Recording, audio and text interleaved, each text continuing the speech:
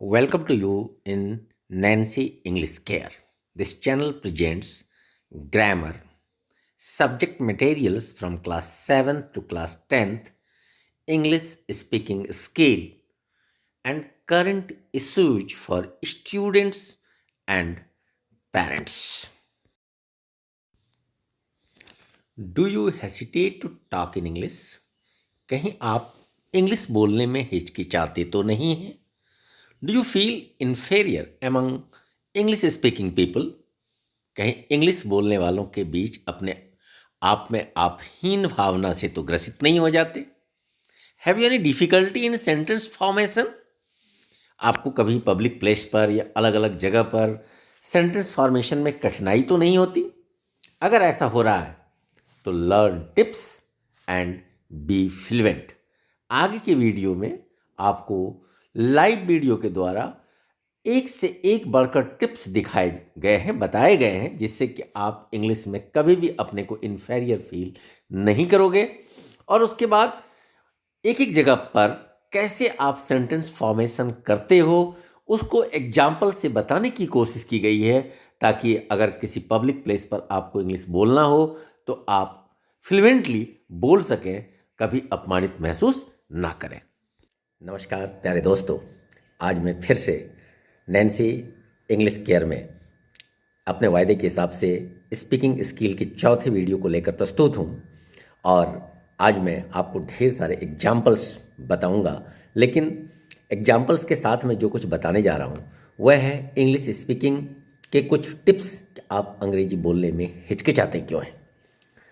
प्यारे बच्चे, प्यारे मित्र, मैं आपको कहना चाहूँगा कि हम लोगों के साथ, चूँकि we being an Indian, we always think in Hindi and then we translate this thing in English. हमारे लिए सबसे बड़ा मुश्किल क्या है कि हम किसी चीज़ को हिंदी में सोचते हैं और उसे इंग्लिश में ट्रांसलेशन करने की कोशिश करते हैं, और ये हमारे इंग्लिश स्पीकिंग का सबसे बड़ा बाधा है। अब सवाल उठता है कि हम कैसे अपनी चीज़ों को इंग्लिश में ही सोचें और उसे सीधा बोलें। तो एक बीच का जो बैरियर है, उस बैरियर को हमें ख़त्म करने की ज़रूरत है।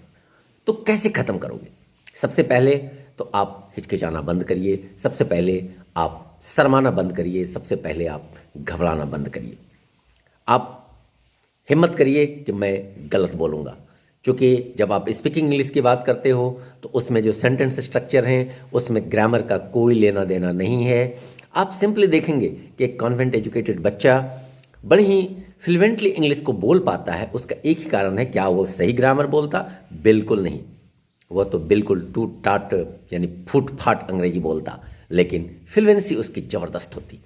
तो आप बिल्कुल ग्रामर का बिना कोई परवाह किए हुए इंग्लिश बोलने की कसम खाइए और गलत से स्टार्ट करिए। अब कैसे गलत से स्टार्ट करेंगे? तो कुछ चीज़ें तो आपको प्रैक्टिस में करनी पड़ेंगी। तो मैं कुछ आपको टिप्स बताना चाहता हूँ। सपोज करिए आप अपने कमरे में बैठे हो, जरा सोचिए कि मुझे इंग्लिश बोलना है। The teacher is teaching grammar, I am sitting in the chair, the book is on the table, the fan is moving, please switch off the video, switch off the television, and like that you think number of sentences in your mind. आप इस तरह से प्रतिदिन अगर अपने घर जहाँ बैठे हो उससे जुड़े हुए 10 सेंटेंस का अपने में मन में सोचोगे तो एक इंग्लिश बोलने की आपकी क्षमता बढ़ेगी। दूसरी बात है कि लोग कैसे बोलते हैं, उसको प्रैक्टिस करना है। तो उसको बोलने के, कैसे लोग बोलते हैं, इसको सीखने के लिए आपके पास 2-3 मीडियम है। कई बार आप इंग्लिश मूवी देखते हो, लेकिन इंग्लिश मूवी के जो फॉरेन एक्सेंट है आपको समझ में बिल्कुल नहीं आती। उससे अच्छा है कि आप कुछ इंग्लिश न्यूज़ चैनल्स देखो। उससे 2 फायदे होंगे, आपका जीके जीएस बढ़िया हो जाएगा, आप दुनिया में घटित होने वाली घटनाओं से रूबरू हो जाएंगे। और दूसरा क्या है कि आप हिंदी न्यूज़ चैनल भी देखो, और जब उस न्यूज़ से पूरी तरह परिचित होते उसके बाद उसी न्यूज़ को आप इंग्लिश में सुनो तो आपको इंग्लिश में समझ में आएगा।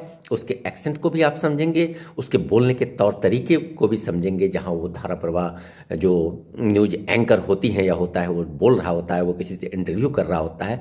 और कुछ आप ऐसे इंटरव्यूज सुनिए जो खास करके ऐसे इंडियन राइटर्स के हैं, इंडियन स्कॉलर्स के हैं, जो इंटरव्यू देते हैं। और एक्सेंट इंडियन होना चाहिए, बिल्कुल फॉरेन एक्सेंट से हमें कोई मतलब नहीं। आप इंडियन एक्सेंट में एक world class English Indian people भी बोलते हैं, वो पूरी दुनिया में एक्सेप्टेड है। और उस तरह आप प्रतिदिन नहीं कुछ है तो टेलीविज़न पर 1 घंटा आधा घंटा समय पहले हिंदी चैनल देखने के बाद उसी न्यूज को अंग्रेजी चैनल में देखिए देखिए, आप सीख पाएंगे कि कैसे बोलते हैं। क्योंकि सिंपल सी बात है कि किसी भी भाषा को सीखने के लिए आप जब हिंदी बोलते हो तो सोचते हो कि उसमें ग्रामर आप सही बोल रहे हो, आप आधे गलती बोलते हैं लेकिन धारा प्रवाह हिंदी बोलते चलते हो, अपनी भाषा को बोलते हो। तो डोंट केयर, आप बिल्कुल ही परवाह ना करें कि आप ग्रामर सही है या नहीं है। आप बोलना शुरू करिए और गलत बोलना तो शुरू करिए, फिर देखिए आप बिल्कुल नहीं हिचकिचाएंगे। दूसरी बात क्या है कि आपके मन में होता है कि किससे बात करें, होता है मन में बात किससे करें। एक वैसा इन्वायरमेंट चाहिए, तो इन्वायरमेंट कहीं आपको मिलेगा नहीं, इन्वायरमेंट आपको बनाना पड़ता है। आप अपने दोस्तों से मिलिए, उससे बात करिए। और आजकल एक ऐप भी है, उस ऐप का नाम आप नोट करो, टॉक नाउ। उसमें तमाम ऐसे इंग्लिश लर्नर्स हैं जो एक दूसरे से बात करने का ऑप्शन देते हैं, उसका फ़ोन नंबर होता है और आप चाहें तो उससे अंग्रेजी में बात कर सकते हैं। तो उस ऐप का यूज कर सकते हैं। और छोड़िए ऐप को, आप हॉस्टल में रहते हो, स्कूल में रहते हो, अपने 4 दोस्तों से मिलिए और मोटिवेट करिए और उससे try to talk in English. तो आप जो लर्नर्स हैं उसके साथ जब बात करेंगे तो आपकी हिचक भी नहीं रहेगी और आप गलती बोलना शुरू करेंगे और वही धीरे धीरे क्या होगा, सही हो जाएगा। दूसरी चीज़ है कि जब आप लिसनिंग करते रहते हो तो ऑटोमेटिक लोग कैसे प्रोनाउंसिएशन करते हैं, क्योंकि शब्दों का प्रोनाउंसिएशन बहुत ही जरूरी है, तभी आपका उच्चारण जो है वो सबसे इंपॉर्टेंट है। अगर आप उच्चारण सही नहीं कर पाते तो मीनिंग बदल जाते हैं और वहाँ फिर आप पकड़े जाते हैं कि you are not a good English speaker.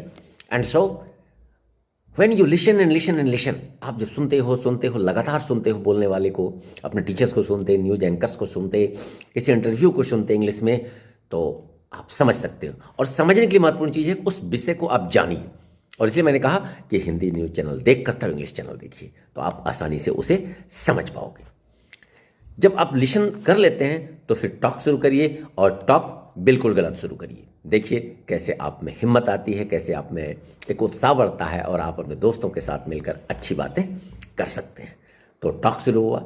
अब देखिए टॉक के लिए बहुत महत्वपूर्ण है कि आपके पास वोकैबुलरी होनी चाहिए।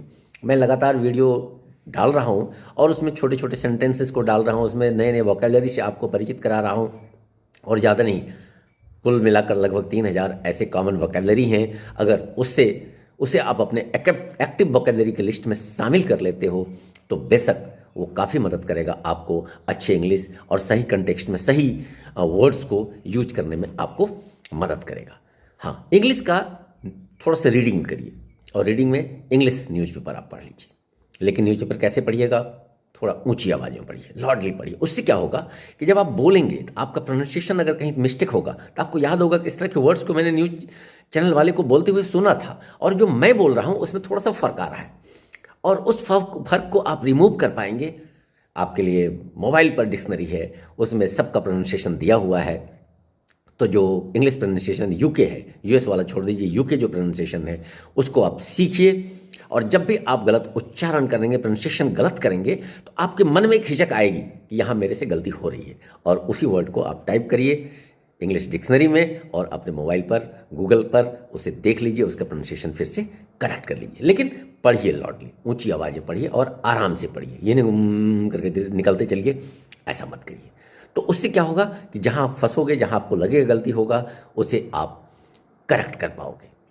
तो जो नुस्खे हमने बताया, घबराना नहीं, शर्माना नहीं, गलत इंग्लिश बोलना, ग्रामर की परवाह नहीं करना, लगातार सुनना, इंटरव्यू सुनना, न्यूज़ सुनना, English news, Hindi news channel को सुनने के बाद सुनना, जो इंडियन इंग्लिश स्पीकर हैं उसका इंटरव्यू सुनना, और सुनने के बाद रीडिंग करना, इंग्लिश न्यूज़पेपर पढ़ना, आपकी बुक को पढ़ना, नॉवेल्स को पढ़ना, तो वोकैबुलरी अपने आप आपका इंक्रीज होता चला जाएगा। और फिर एक इंग्लिश का एनवायरनमेंट बनाना अपने दोस्तों के साथ, और गलत से शुरू करिए, अपने आप करेक्ट होगा। जब भी पढ़िए तो लाउडली पढ़िए, तो बेशक आपको अंग्रेजी बोलने से कोई रोक नहीं सकता।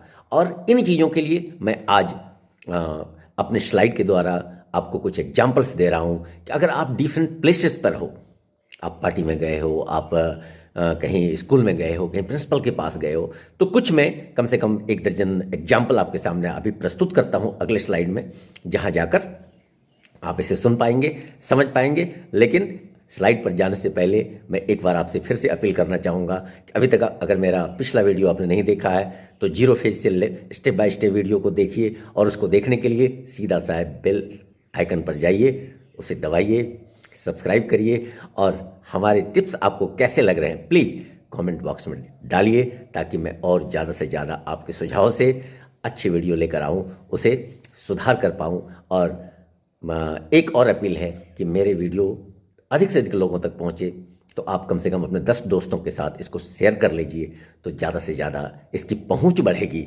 और इस प्रकार जब आपका सहयोग मिलेगा तो मैं आपके लिए बेस्ट कर पाऊँगा। तो आइए चलते हैं अगले स्लाइड पर।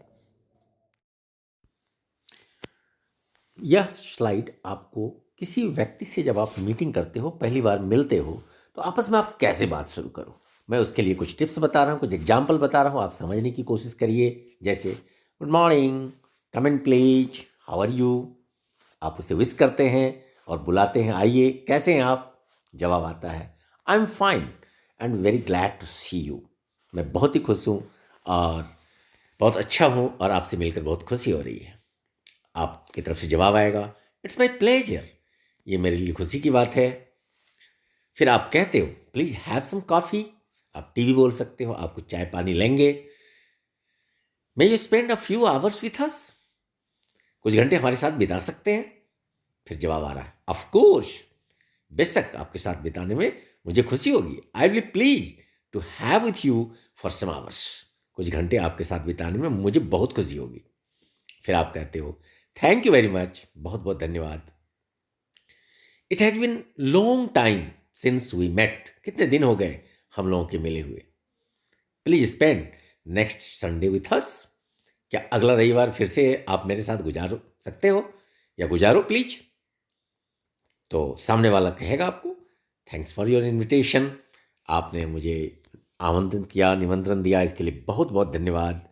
I will try my best, मैं अपनी सर्वश्रेष्ठ कोशिश करूंगा कि मैं अगले संडे आपके यहाँ गुजार सकूं। और फिर वहाँ से आप जाना चाहोगे तो आप बोलोगे ओके सी यू अगेन, फिर मुलाकात होगी। तो दूसरी तरफ से फिर जवाब आएगा have a nice journey, bye, आपका यात्रा सुखद हो, सुंदर हो, और फिर बाय बोलकर उन्हें विदा करते हैं। तो किसी एक मीटिंग में इस तरह आप एक अच्छे मैनर के साथ बोल सकते हो और बातें कर सकते हो, तो काफ़ी आपको या सामने वाले को अच्छा लगेगा। अब दूसरी मीटिंग में आप टॉक अबाउट हेल्थ, आप हेल्थ की बात करते हो। जैसे आप कह रहे हो माई हेल्थ इज डाउन, मेरा तबीयत थोड़ा ठीक नहीं लग रहा है।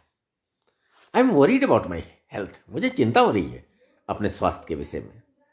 माई digestion is not good and I have often loose motion, मेरा डाइजेशन, मेरा पाचन क्रिया सही नहीं है, हमेशा मुझे लूज मोशन होता है, पतले में टॉयलेट होते हैं। Please press my head gently, मान लीजिए किसी की तबीयत खराब है, वो कह रहा है थोड़ा सा मेरा सर दबा दो। Do you no any specialist, क्या आप किसी ऐसे स्पेशलिस्ट को जानते हो? चूंकि हेल्थ का प्रॉब्लम है तो आप स्पेशलिस्ट के विषय में सवाल करते हो। फिर जवाब आ सकता है आपको first you should start regular exercise and pranayama. देखो स्पेशलिस्ट के पास तो जाओगे लेकिन तुम्हें रेगुलर एक्सरसाइज करनी चाहिए, प्राणायाम करना चाहिए, इससे काफ़ी लाभ होता है। It will prevent you from many fatal disease like diabetes, BP and heart trouble. ये आपको कई प्राणघातक बीमारियों से बचा सकता है और उसमें से डायबिटीज, बीपी और हार्ट ट्रबल जैसी बीमारियां हैं। Nowadays covid infection have become pandemic, आजकल तो कोविड-19 इन्फेक्शन एक महामारी के रूप में फैला है।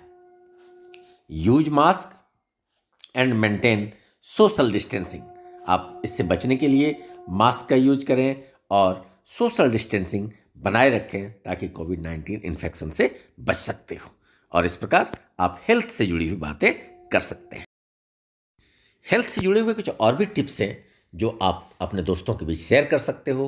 Do you know how to measure body temperature? यार पता है तुम्हें कि कैसे थर्मामीटर से बॉडी का टेम्परेचर मापते हैं, बुखार नापते हैं? जैसे ही has cold, cough and sneezing, उसे ठंडी भी लग गई है, थोड़ा सा खांसी भी है और छींक भी आता है। His father is out of danger now, उसके पिताजी खतरे से बाहर हैं। हेल्थ से जुड़ी हुई बातों में हमेशा इन चीज़ों को आपको बोलना पड़ता है। Prevention is better than cure, आप दवा लेते हो उससे अच्छा है कि थोड़ा परहेज करना सीखो, तो आप बचे रहोगे और आपको बीमारी नहीं होगी। His hand was dislocated while playing football, अरे जानते हो वो जब वॉलीबॉल जब खेल रहा था तो उसके हाथ की हड्डी थोड़ा सा डिसलोकेट हो गया है, खिसक गया है। Use paracetamol to down your fever and headache, किसी को फीवर है तो आप सलाह दीजिए कि भाई थोड़ा पैरासीटामोल यूज कर लो, फीवर भी कम हो जाएगा, सर दर्द भी कम हो जाएगा। अवॉइड क्वैक्स, ये झोला छाप डॉक्टर से हमेशा बचा करो। Happiness is best tonic for your health, स्वास्थ्य के लिए सबसे अच्छा टॉनिक जानते हो क्या है? कि आप खुश रहो तो आप स्वस्थ भी रहोगे। Beware of dangerous mosquitoes, हाँ खतरनाक मच्छरों से बचकर रहना, क्योंकि ये स्वास्थ्य के लिए बहुत ही हानिकारक है। He feels like vomiting and intestinal disorder, उसको देखो थोड़ा सा वोमिटिंग जैसा एहसास हो रहा है और थोड़ा आंत के संदर्भ में भी थोड़ी परेशानी है। तो बेशक आप जब भी हेल्थ से संबंधित बातें करते हो तो इस प्रकार की चीज़ों को बोलने की ज़रूरत पड़ती है, और ये एक एग्जाम्पल है, और इस प्रकार अनेकों सेंटेंस आप फॉर्म करके हेल्थ से जुड़ी हुई बात कर सकते हो। थोड़ा सा टॉपिक बदलते हैं खाने पर। Have you taken your lunch? आपने अपना लंच लिया? No, I am feeling hungry, नहीं भाई मैंने लंच नहीं लिया, मुझे भूख लगी हुई है। ओ प्लीज कम, आइए आइए, will have our lunch together, हम लोग मिलजुल कर खाना खाएंगे। What dish will you like to take in lunch? भाई लंच में आप क्या खाना पसंद करोगे?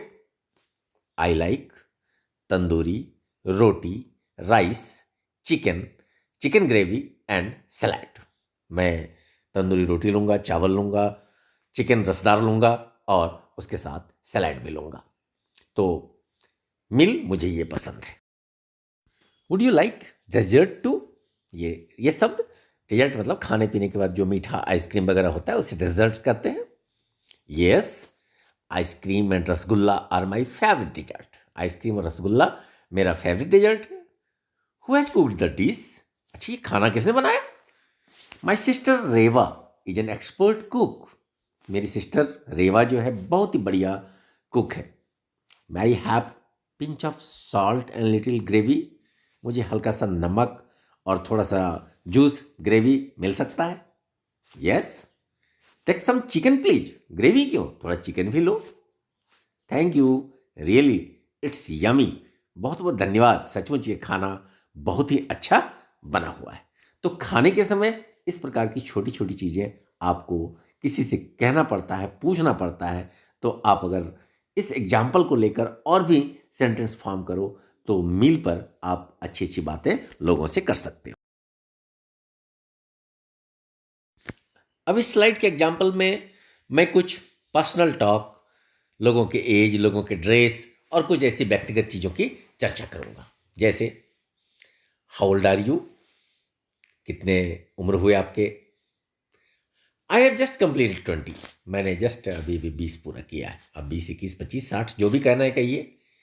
ही looks aged due to his grey hair, अच्छा वो जो है ना थोड़ा पता नहीं क्यों उम्र दराज दिखता है उसके पके हुए बाल के कारण। My mother looks young for his age, sorry my brother looks young for his age, मेरा भाई जो है वह अपने उम्र से ज़्यादा यंग दिखता है। सी इज अबाउट 16, अच्छा वो जो है 16 साल की है। Does she dye her hair, क्या अपने बाल को रंगती है? This cloth is very warm to wear during extreme cold, ये वाला जो कपड़ा है ना बहुत ही अधिक ठंड में पहनने में बड़ा मजा आता है, बहुत ही गर्मी आती है इससे। Nowadays the girls wear western dresses of the latest fashion, आजकल जानते हो लड़कियां जो है बिल्कुल पश्चिमी सभ्यता के जो एकदम लेटेस्ट फैशन के ड्रेस हैं वो पहनती हैं। अब देखिए टॉक ड्यूरिंग जर्नी, जब कहीं जा रहे हो आप क्योंकि आपको बात करने की ज़रूरत पड़ती है, तो कुछ छोटी छोटी tips. Excuse me, where can I get bus to Ranchi please? क्षमा करेंगे, आप बता सकते हैं कि रांची जाने के लिए बस कहाँ से मिलेगी? Please go to the platform number 7।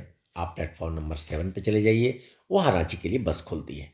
अब बस टर्मिनल में बहुत सारे प्लेटफॉर्म होते हैं, अलग अलग टर्मिनल बने होते हैं, तो प्लेटफॉर्म नंबर 7 पर जाने के लिए आपको कहा जाता है। Many buses from Bihar go to Ranchi. Bihar से आने वाली बहुत सारी बस उस प्लेटफॉर्म से रांची की तरफ निकलती है। थैंक यू, बहुत बहुत धन्यवाद। How much time does it take to reach Ranchi? Ranchi जाने में कितना वक्त लगता है बताते हो? अबाउट 7 आवर्स, सॉरी, 7 घंटे लगभग लग जाएंगे। May get train from here? क्या यहां से ट्रेन भी मिल सकती है? Yes, the train is about 8 PM। Train लगभग 8 बजे है, 8 बजे रात को है। It will provide comfortable journey to you. Train की जर्नी काफ़ी मज़ेदार होगी, सुखद होगी। It's nice, I will take train. बड़ी अच्छी बात है, मैं बस से नहीं जाऊंगा, मुझे ट्रेन से जाना मैं पसंद करूंगा। इसी जर्नी के क्रम में आप रेलवे प्लेटफॉर्म पर पहुंच जाते हो। फिर वहां जाकर लोगों से बातचीत करनी पड़ती है आपको इंग्लिश में। When will Ranchi express arrive? ये रांची एक्सप्रेस कितने बजे आएगी? जवाब आप दे सकते हो या आप जवाब ले सकते हो। At 8 PM। It's at right time. गाड़ी बिल्कुल सही समय पर चल रही है। क्योंकि आपको स्टेशन पर, प्लेटफॉर्म पर इस प्रकार की क्वेरी करनी पड़ती है कि कितने नंबर प्लेटफॉर्म पर, कितने बजे, और गाड़ी लेट है या राइट टाइम चल रही है। From which platform please? किस प्लेटफॉर्म से ये रांची एक्सप्रेस खुलेगी? जवाब प्लेटफॉर्म नंबर 4। आप जवाब देना या जवाब लेना सीखिए। Where is the ticket counter? Ticket counter कहाँ स्टेशन पर है? You will get ticket at window number 10।